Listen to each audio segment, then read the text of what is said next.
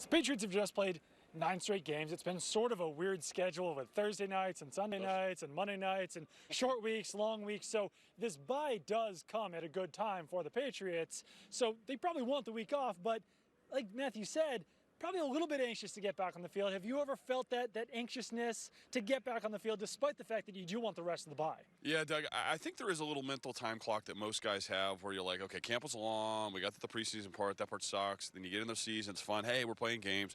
But you know where the end line is if you're a veteran player. You kind of understand the sort of breadth of the whole 16 thing, especially with a place like here where you're expecting some playoff games to go as well.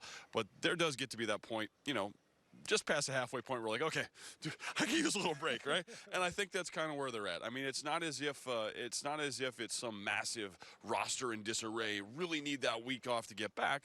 But as you mentioned, and I think what Matt's touching on there is you do have that little itch at the back of your head where you're like, oh, we're way better than that. Let's get back on the field. Those mistakes are so easily correctable, but you can't.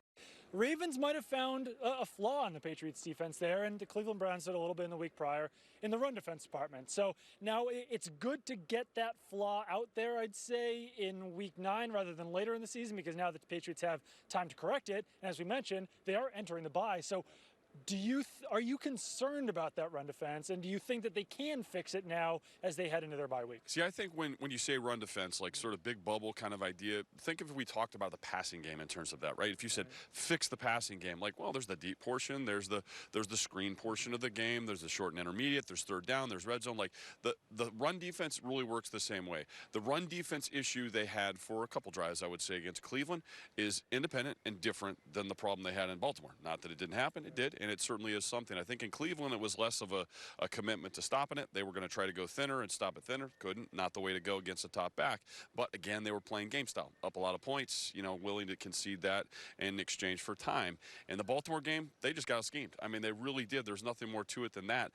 I say it's not necessarily relevant moving forward unless you see A, that offense, and B, you adopt that same defense. So they're not going to attempt to do that better against an offense that shows that. They probably just won't do that, because it's the wrong chosen approach. So they did make a change. It was on the 4th drive of the Baltimore game where they said, well, enough of this 3-down line stuff and going big. We need to get back into our 4-man defensive line with just Jamie Collins and Hightower in the middle, aggressive, hitting things downhill, and they played pretty good defense beyond that. There was the one monster 9-minute drive later in the game. And an 8-minute one before that. But what really unseated them in those situations were mistakes. Jumping off sides in 3rd and 4. 3rd and 7 undone by an illegal hands to the face. And God, people, I hate that call.